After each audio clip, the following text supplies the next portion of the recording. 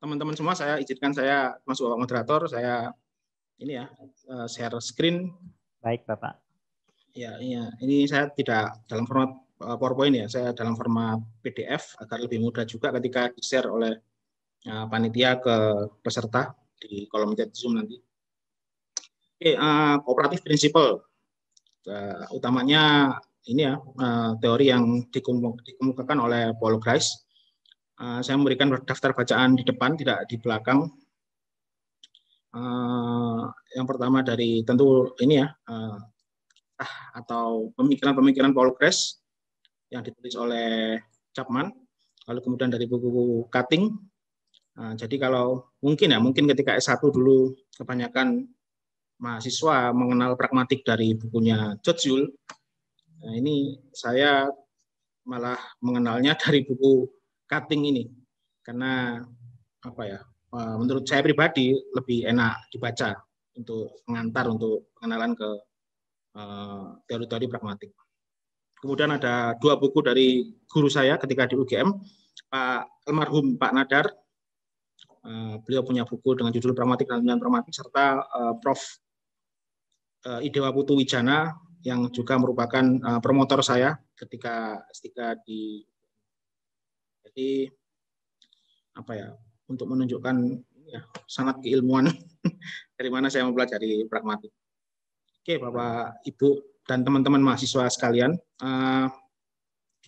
ini bulan puasa hari kedua ya.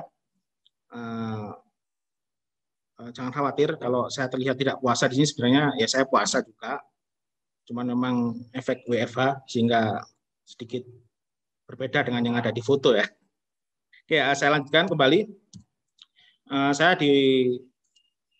bukan ditawari ya, ketika ditawari untuk mengisi webinar ini dengan tema pragmatik, kemudian saya teringat Mas Nanang yang dulu mengajari saya pragmatik di S1 maupun S2.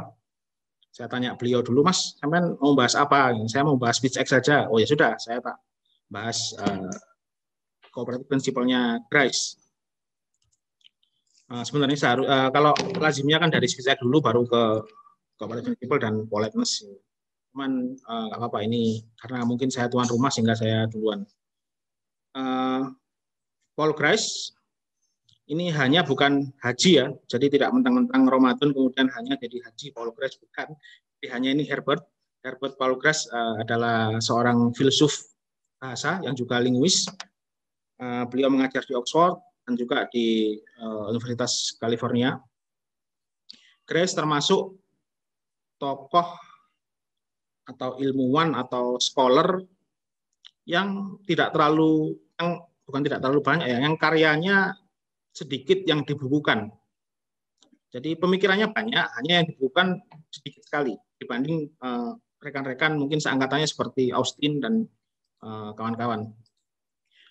Bukan berarti Grice tidak pernah menulis, tapi Grice itu merasa tulisannya belum selesai. Jadi ketika beliau menulis, beliau sangat idealis. Ketika menulis sesuatu, dia merasa masih kurang ini dijadikan buku.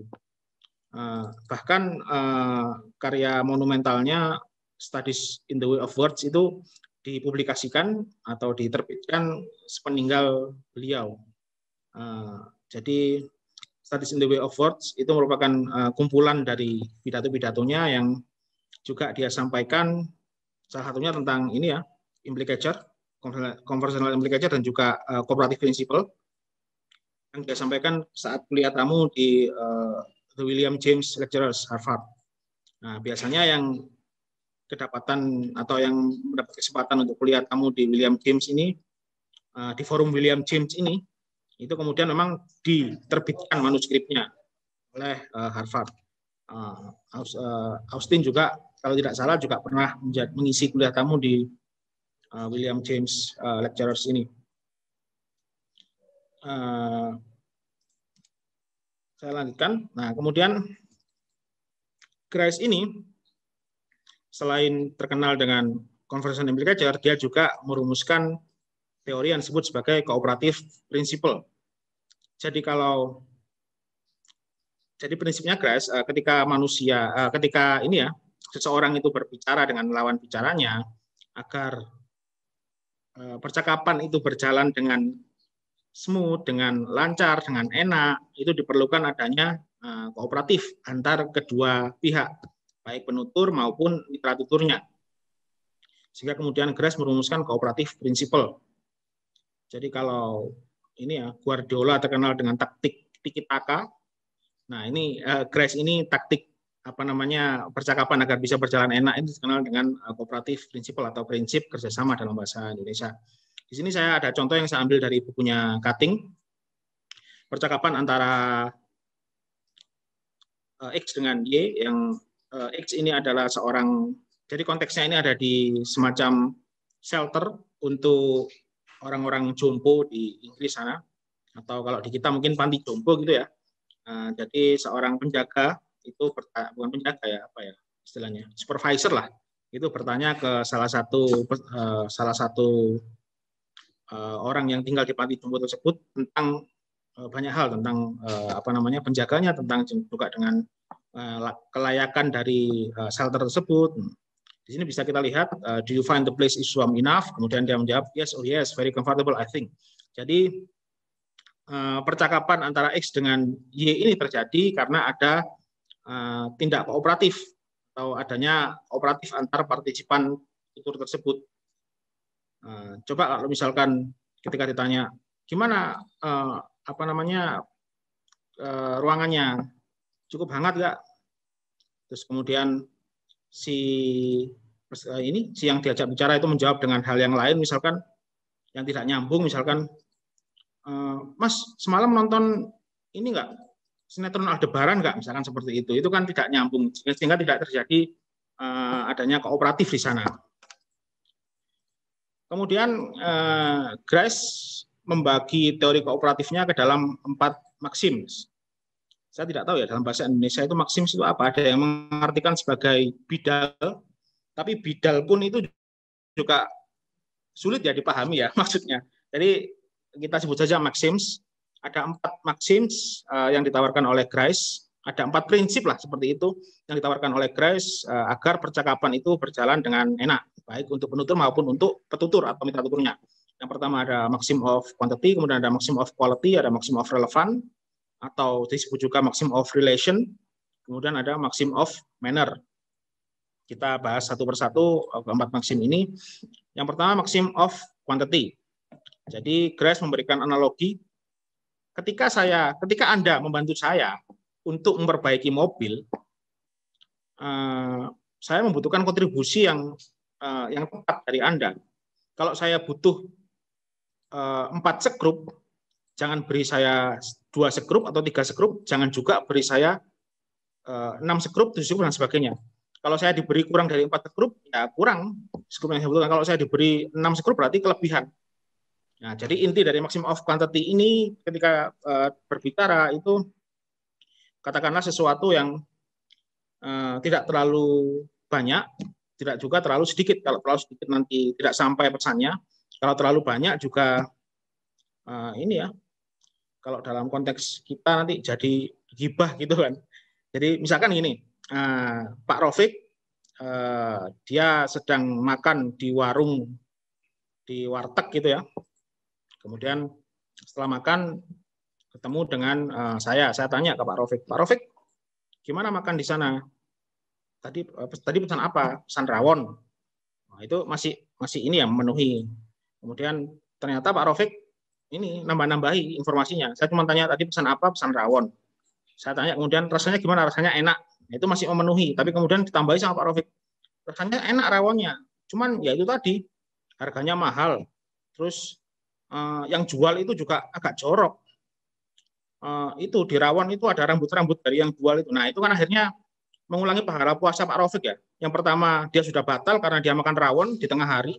Yang kedua Pak Rafiq juga ngerasani yang jual tadi itu, sehingga double-double ya, tidak puasa dan juga merasani penjualannya ini karena melanggar maxim of quantity.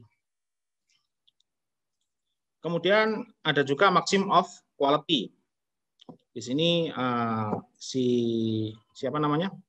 Grace memberikan ilustrasi. Kalau saya butuh gula untuk membuat kue, jangan berikan saya garam. Kalau saya butuh sendok, ya berikan saya sendok. Jangan saya diberi sendok mainan misalkan, atau sendok yang untuk masak-masakan seperti itu yang dipakai oleh anak kecil. Jadi maximum of quality ini menuntut pembicara untuk mengutarakan apa yang dia benar-benar tahu.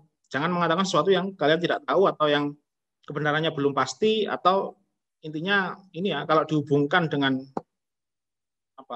dengan bulan Ramadan ini jangan berbohong. Jadi intinya seperti itu.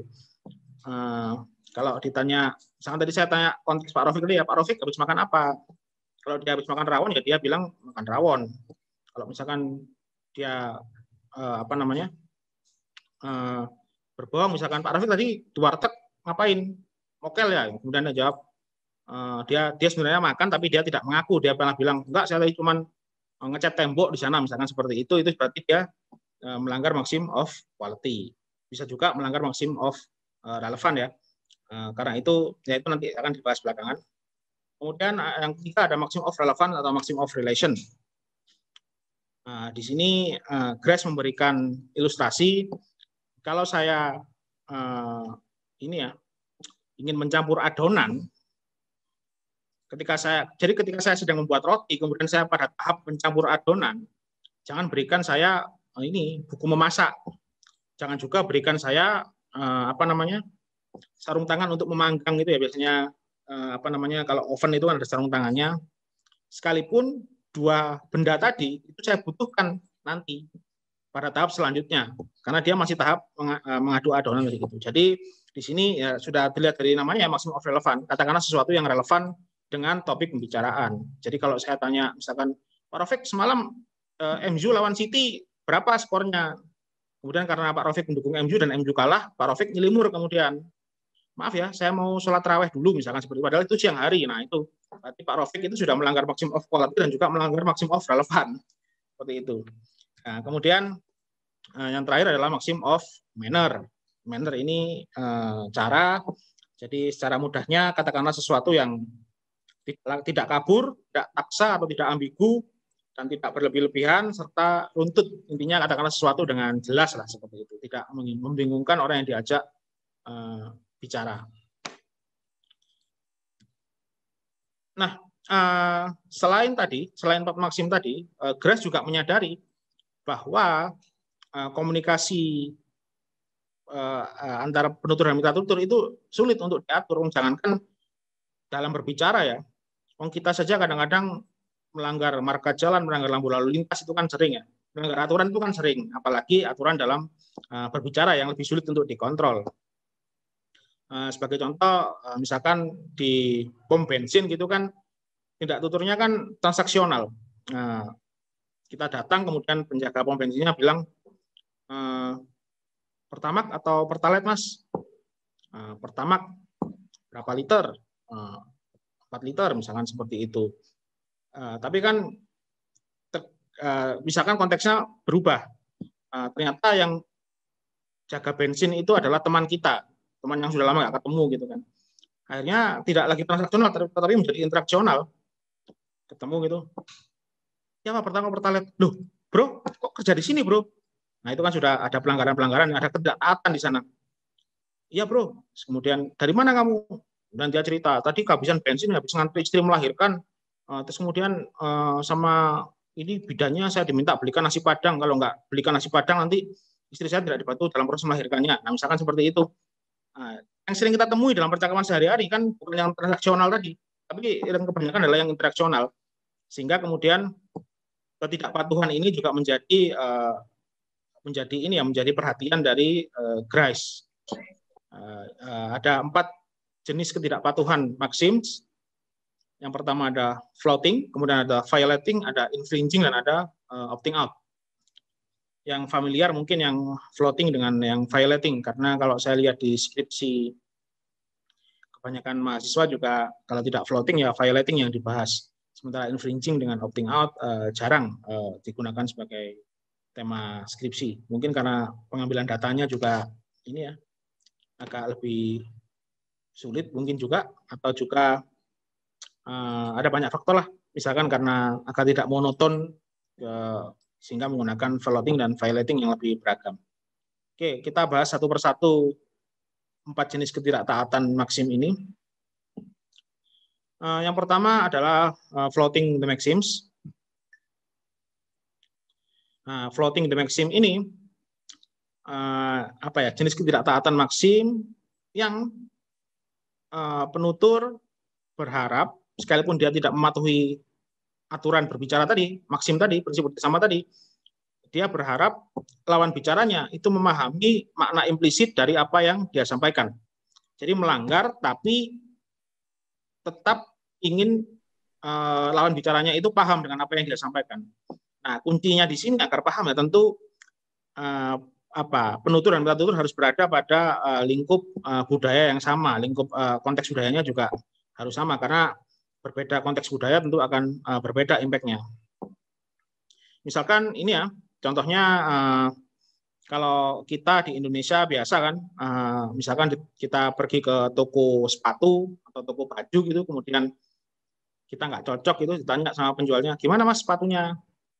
Kemudian kan kita kan tidak mungkin bilang sepatu jelek gini kok harganya mahal, saya pergi ya, misalkan kan tidak mungkin bilang seperti itu, karena nanti itu akan melanggar kesantunan berbahasa. Nah, dan juga akan menyinggung ini ya, akan FTA ya, Free Trade Act, sehingga kemudian kita menggunakan kalimat misalkan,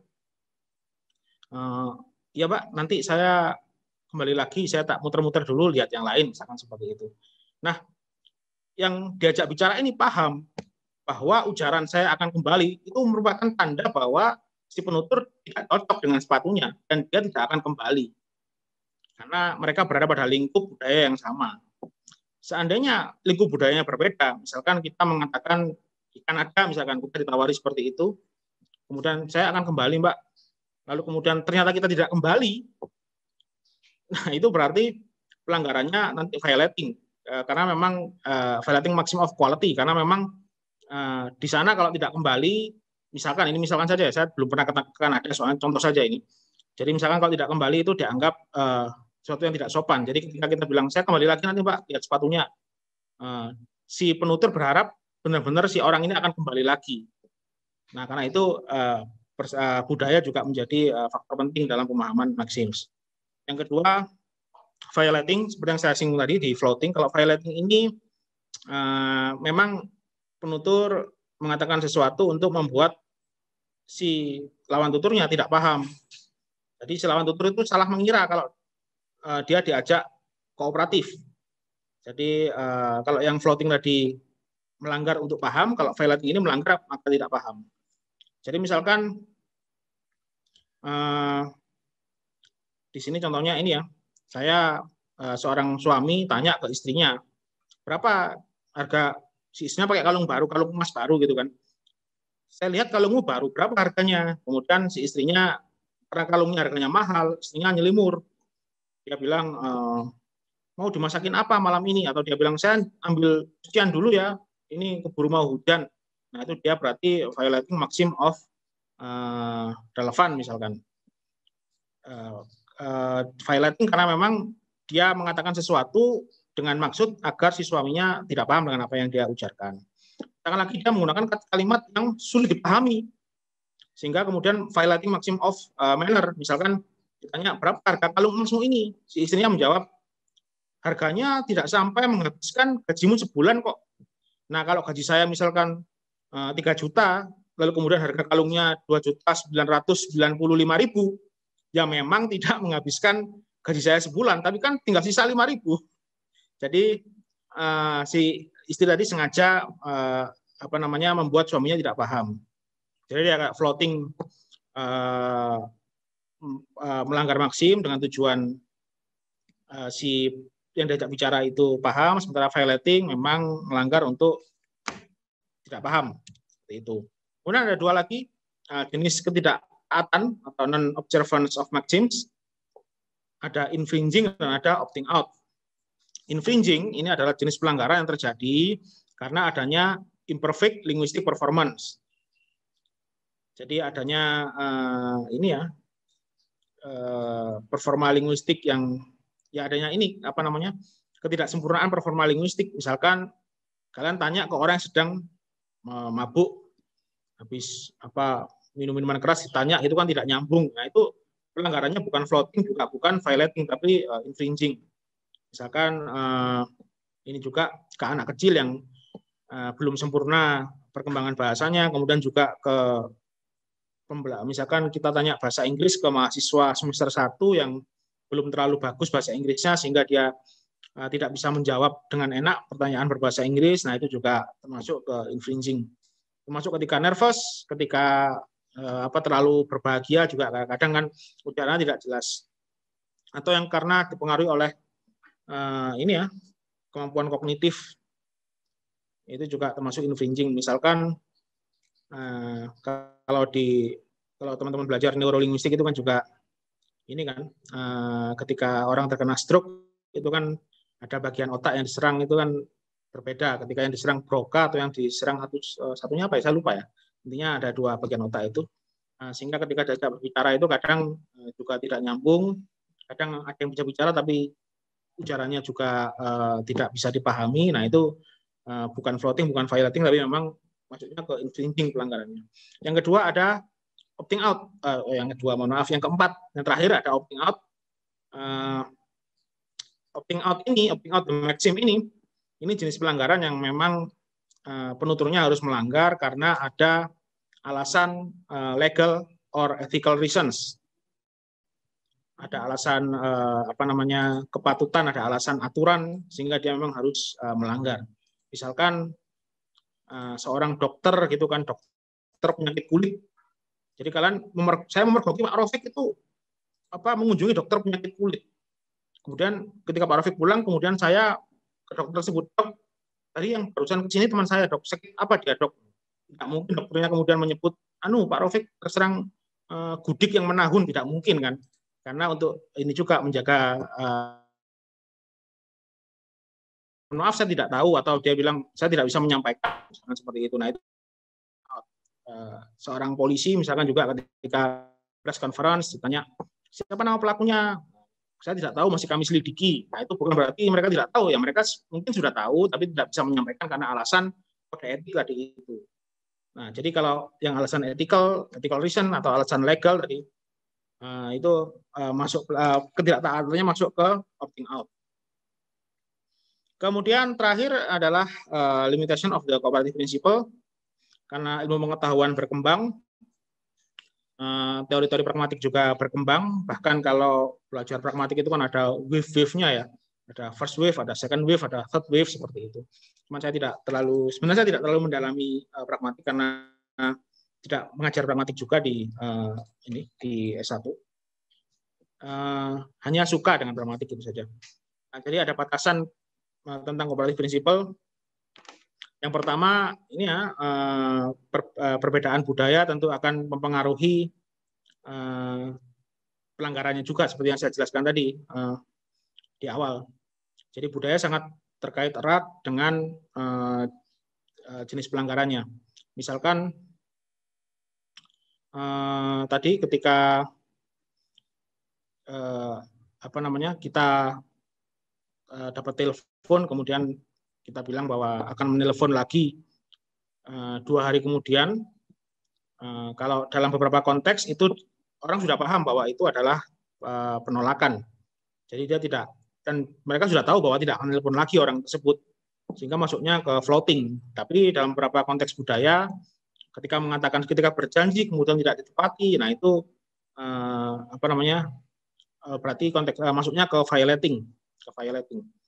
Jadi misalkan di Inggris tidak sopan kalau misalkan ketika kita bilang saya telepon lagi 2 hari kemudian, lalu kemudian 2 hari kemudian kita tidak menelpon balik, nah itu maksudnya bukan floating ya, ke violating berarti. Jadi jenis pelanggarannya itu juga sangat terkait dengan budaya. Jadi different cultures, countries, and communities have their own ways of observing and expressing maxims for particular situations. Karena itu kemudian Leeds itu merumuskan maksim kesantunan. Karena terkadang kita, bukan terkadang ya, seringkali kita atau orang yang sedang berbicara itu melanggar maksim untuk mematuhi maksim kesantunan, untuk mematuhi politeness tadi itu. Jadi ketika misalkan saya seorang direktur, atau bukan seorang direktur ya, saya cerita ke Pak Rofik, misalkan Pak Rofik, teman kita Pak Ali dengan Pak Miftah pindah ke kampus yang lain, sangat seperti itu. Nah, Pak Rofik kemudian dia menjawab, wah sedih ya kalau Pak Miftah pindah. Nah, dia sudah melanggar maximum of quantity. Karena yang saya omongkan tadi kan ada dua nama, Pak Miftah dengan Pak Ali. Hanya saja dia mengatakan sedih ya Pak Miftah pindah. Kalau dia tidak ingin melanggar maksim, seharusnya dia mengatakan sedih ya Pak Miftah pindah, tapi saya nggak sedih Pak Ali pindah. Nah, seharusnya dia mengatakan seperti itu. Cuman karena untuk menjaga kesantunan, menjaga perasaan dari pihak ketiga, yaitu Pak Ali tadi itu, Pak Rofik hanya mengatakan sedih ya Pak Miftah pindah dan tidak melanjutkan ujarannya. Nah, karena itu kemudian tadi itu cooperative principle ini dilengkapi oleh Leeds dengan maxim of politeness. Kemudian yang kedua yang seringkali dijumpai oleh mahasiswa ketika skripsi itu adalah adanya overlap between the four maxims. Jadi kadang mahasiswa bingung, ini seharusnya melanggar maxim of quantity, tapi kok melanggar maxim of manner juga. Nah, itu salah satu limitation dari cooperative principle. Jadi terkadang ada satu ujaran yang ujaran tersebut melanggar banyak jenis maxims di sana. Jadi ujarannya melanggar maximum of quantity karena terlalu banyak informasi yang disampaikan, dan selain maximum of quantity juga melanggar maximum of relevan misalkan, karena ujaran yang informasi yang berlebihan tadi tidak relevan dengan topik yang dibicarakan. Bisa juga melanggar maximum of quantity, melanggar maximum of relevan juga, dan juga melanggar maximum of manner karena sudah panjang, tidak relevan, tidak sesuai topik, ambigu lagi, bulat lagi, tidak runtut lagi, membuat bingung yang diajak bicara, sehingga ada banyak maksim yang bisa melanggar. Dan tidak masalah jika kebingungan seperti itu, ya memang semua orang yang meneliti maksim pasti juga bingung untuk menentukan tipe apakah ini masuk ke pelanggaran maksim of quantity, quality dan sebagainya itu. Kemudian ada terakhir Sperber and Wilson, ini kemudian juga mendiskusikan ulang teori cooperative principle dengan mengatakan bahwa sesungguhnya 4 maksim yang dicetuskan oleh Grace tadi tidak perlu, karena seseorang itu ketika berbicara itu pasti menggunakan maximum of relevant atau maximum of relation. Jadi karena itu teorinya Sperber and Wilson ini disebut sebagai relevance teori relevansi, karena menurut Sperber and Wilson ketika kita berbicara dengan orang itu kan sudah selayaknya kita menggunakan maximum of relevant. Jadi maximum of quantity itu oleh Sperber and Wilson dianggap sebagai bicarakan sesuatu yang relevan dan kuantitasnya, informasinya pas. Maximum of quality dianggap oleh Sperber and Wilson dengan berikan ujaran yang tulus, yang tidak berbohong dan yang relevan. Kemudian maximum of manner juga sama. Jangan mengatakan sesuatu yang ambigu, dan katakan juga sesuatu yang relevan dengan informasi yang dibutuhkan. Sehingga menurut Sperber and Wilson tidak perlu ada quantity, tidak perlu ada quality, tidak perlu ada manner, karena semuanya bisa tercakup dalam satu maksim, yaitu maximum of relevant. Itu mungkin presentasi dari saya. Saya tutup dengan kutipan dari Profesor Jujun Surya Sumantri di buku Filsafat Ilmunya. Beliau di sana ada sedikit anekdot yang menarik. Jadi dia cerita bahwa sekarang ini keilmuan seseorang itu semakin spesifik. Jadi semakin kalau istilah sekarang kan linier gitu ya, semakin spesifik. Jadi ada seorang ahli burung betet betina itu ditanya oleh temannya, rekannya yang iseng ingin tahu. Jadi Profesor burung betet betina ditanya oleh temannya, bagaimana cara membedakan burung betet betina dengan burung betet jantan? Si profesor menjawab, dari apa yang dia makan. Kalau burung betet betina itu makan cacing jantan. Kalau burung betet jantan itu makan cacing betina. Lalu tanya lagi si penanya tadi, bagaimana cara membedakan cacing betina dengan cacing jantan? Kemudian si profesor menjawab, mohon maaf, saya ahli burung betet, bukan ahli cacing. Nah, sama dengan yang ingin saya sampaikan ini. Jadi untuk teori politeness, utamanya maximum of politeness dari Leeds, dan juga teori relevance teori dari Sperber and Wilson, itu akan disampaikan oleh narasumber selanjutnya.